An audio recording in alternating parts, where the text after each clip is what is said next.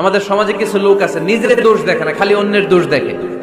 এই বাড়িতে এই সমস্যা, ওই বাড়িতে ওই সমস্যা, এই হুজুরও খারাপ, এই হুজুরের এই সমস্যা। তুমি হুজুরের কি সমস্যা? আমার কি অবস্থা হবে আমি জানি না। আমি আরেকজনের দোষ খুঁজি, আমি আরেকজনের বদনাম বলি, আমি আরেকজনের পিছু লেগে থাকি। বললেন ওয়ালা তালমিজু আনফুসাকুম, খবরদার তোমরা অন্যের দোষ খোঁজো না, দোষ খুঁজবা নিজেদের।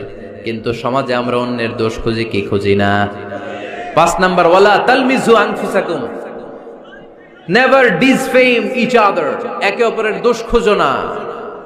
আমাদের সমাজে কিছু লোক আছে নিজের দোষ দেখে না, খালি অন্যের দোষ দেখে। আছে না নাই?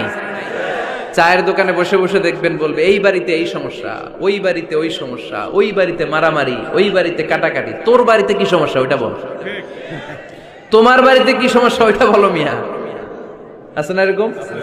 এই হুজুর ভালো না, এই সমস্যা, ওই হুজুরও ভালো না, এই হুজুরও খারাপ, এই হুজুরের এই সমস্যা। তুমি হুজুরের কি সমস্যা? তুমি হুজুরের কি সমস্যা আগে জাতির কাছে ওইটা বলো। আগে নিজে ভালো হও, নিজে ভালো তো জগৎ ভালো। জন্য খবরদার অন্যের দোষ খুঁজবেন না, এটা খুব বাজে একটা স্বভাব, খালি অন্যের দোষ খোঁজে। যে নিজে নিজের দোষ খুঁজতে পারে, যে নিজে নিজের সমালোচনা